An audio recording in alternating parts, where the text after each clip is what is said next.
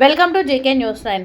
భవన నిర్మాణ కార్మికులకు తెలంగాణ ప్రభుత్వం తీరని అన్యాయం చేస్తుందని దీనిని మేము తీవ్రంగా ప్రతిఘటిస్తున్నామని, ఇదే కాకుండా కార్మికులకు పనికిరాని సిఎస్ఐ ల్యాబ్ టెస్టులు రద్దు చేసి ప్రభుత్వ ఆసుపత్రులలో మాకు ప్రత్యేక వార్డులు కేటాయించి వైద్య సేవలు అందించాలని, కార్మికులకు వచ్చే ప్రసూతి ఫలాలు కానీ డెత్ క్లెయిమ్స్ కానీ జాప్యం కాకుండా టైం బాండ్ ఏర్పాటు చేసి నేరుగా కార్మికుల కుటుంబాలకు ప్రైవేటు మధ్యవర్తుల ద్వారా కాకుండా కార్మిక సంఘం నాయకుల ద్వారా అందించాలని, లేబర్ కార్డులకు కార్మిక శాఖలో అప్లై చేసుకున్న వారికి వెంటనే కార్డు జారీ చేయకుండా తగిన విచారణ చేసి నిజమైన కార్మికులను గుర్తించి వారికి మాత్రమే లేబర్ కార్డులు ఇవ్వాలని, కార్మికులకు అంగవైకల్యం, వృద్ధాప్య పెన్షన్లు మంజూరు చేయడం లాంటివి ఏర్పాటు చేయాలని ఏర్పాటు చేసిన భవన నిర్మాణ ఆల్ వర్కర్స్ యూనియన్ జిల్లా జనరల్ బాడీ సమావేశంలో తీర్మానాలను జిల్లా అధ్యక్షులు కోట రాములు యాదవ్, కార్యదర్శి రామినేని సత్తయ్య ఆధ్వర్యంలో తీసుకున్నారు.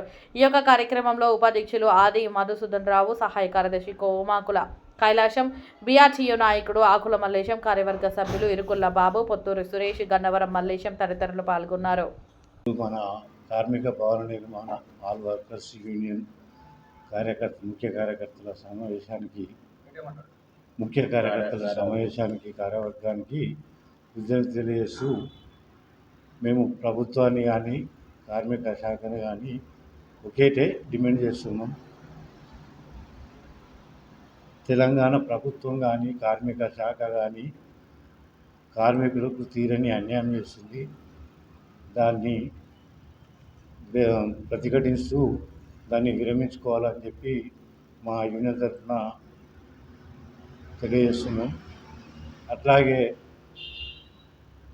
ప్రభుత్వ శాఖ ఆఫీసులలో సంఘాల నాయకులను గుర్తింపు లేకుండా ప్రైవేటు ఏజెంట్లను నియమించుకొని వాళ్ళ నాయకులను 3 నెలలు 4 నెలలు తిప్పుతూ ఏజెంట్లను కార్యక్రమాలు మాత్రము రోజులో 2 రోజులు చేస్తున్నటువంటి అధికారులు వాళ్ళపైన చర్య తీసుకోవాలని చెప్పి రేపు కలెక్టర్కు మెమోరాండం ఇవ్వబోతున్నాం. కాబట్టి ఐకముందన్న అట్లాంటి కార్యక్రమాలు విరమించుకొని కార్మిక సంఘాలను గుర్తిస్తూ కార్మికులకు న్యాయం చేయవలసిందిగా మా యూనియన్ తరఫున డిమాండ్ చేస్తున్నాం. భవన నిర్మాణ కార్మిక సంఘం జిల్లా కార్యవర్గం కొన్ని తీర్మానాలు ఆమోదించింది. ముఖ్యంగా భవన నిర్మాణ కార్మికులు ఎదుర్కొంటున్న సమస్యలపై విస్తృతంగా చర్చించి కొన్ని తీర్మానాలు ఆమోదించింది. అది మా మిత్ర సంఘాలు కూడా డిమాండ్ చేస్తున్నాయి. కాకపోతే లోతుగా చర్చించడం మెయిన్గా సిఎస్ఐ కార్మికులకు ఫోన్ చేసి ఇంటికి వచ్చి టెస్టులు చేసి రిపోర్ట్స్ 10 రోజులకు ఇస్తున్నారు. ఆ విధానాన్ని రద్దు చేయాలని, అలాగే డెత్ క్లెయిమ్స్, మెటర్నిటీ, డెలివరీ సెటిల్మెంట్లు కూడా అది జాప్యం జరుగుతూ ఉంది.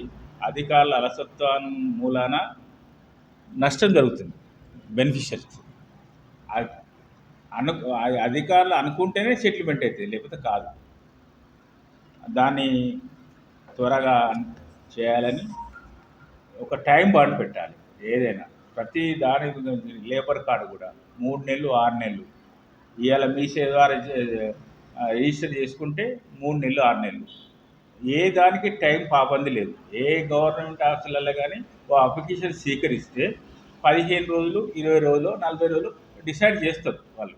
లేకపోతే బాబుని కాలేదని నోటీస్ పంపుతారు. ఈ విధానం లేదు.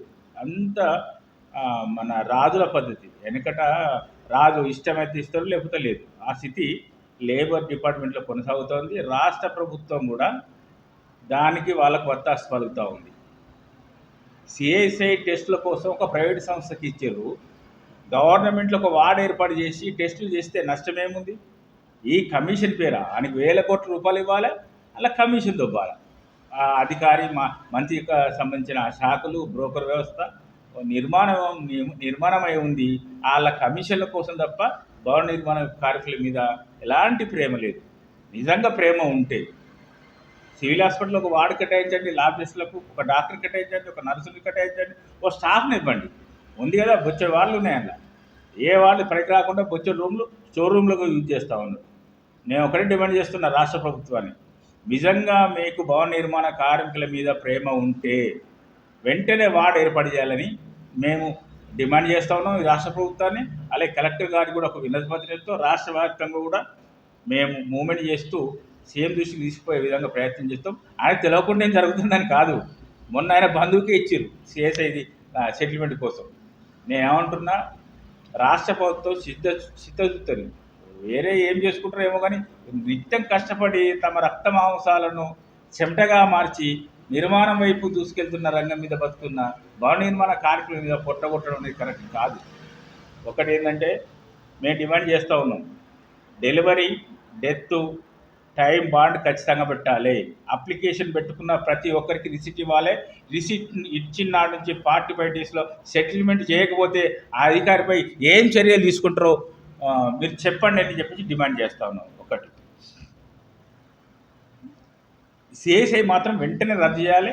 నెక్స్ట్ మళ్ళీ దాన్ని రివైల్ చేయడానికి లేదు. చేస్తే మాత్రం ఇక్కడ ఈ జిల్లాకు సంబంధించిన ఈ మా జిల్లా భవన నిర్మాణ కార్యక్రమం ఏ మంత్రులు వచ్చినా ఏ కార్యక్రమం వచ్చినా మేము ఖచ్చితంగా నిలదీస్తాం, అడ్డుకుంటాం, వాళ్ళ కార్యక్రమాన్ని కొనసాగుతూ చూస్తామని చెప్పేసి మేము తెలియజేస్తూ ఉన్నాం.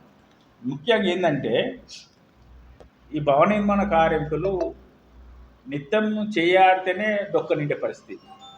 మీ వీళ్లకు 60 సంవత్సరాల దాకా హెల్త్ అయితే భవన నిర్మాణ కార్మికులు కార్డ్ అవుతుందో అది కోర్సులో ఉండాలి.